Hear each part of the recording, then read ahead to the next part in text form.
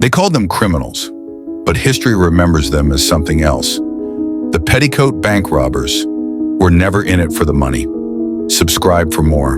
In the late 1800s, on the wide and wind-carved plains of western Kansas, two neighboring farm widows found themselves fighting to hold on to the little they had left. Life on the prairie was never easy. Drought, dust, and hard winters tested everyone. But what threatened these women was not weather or failing crops. It was the local banker, a man known quietly among townsfolk for twisting loan terms and raising interest after agreements had already been signed.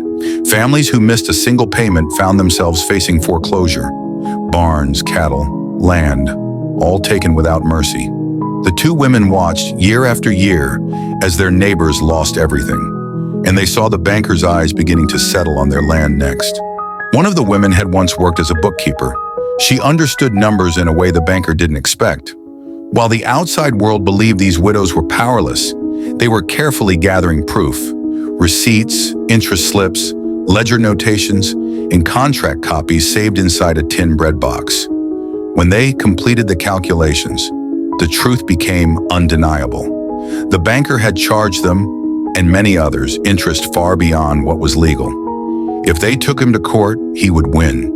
If they did nothing, they would lose their farms. So they agreed on another path.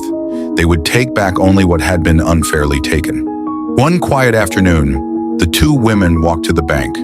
They wore their everyday work dresses and long coats, the same simple clothing they had worn to tend crops that morning.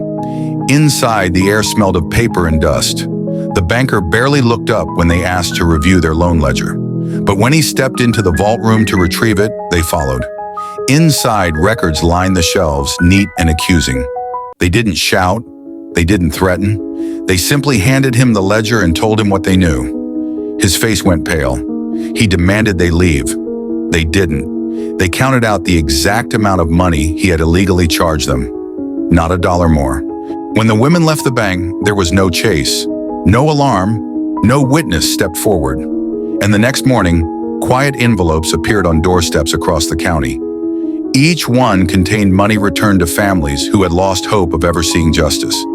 People opened the envelopes and wept, not because the amount was large, but because someone had finally stood up. Not with guns, not with violence, but with precision and courage.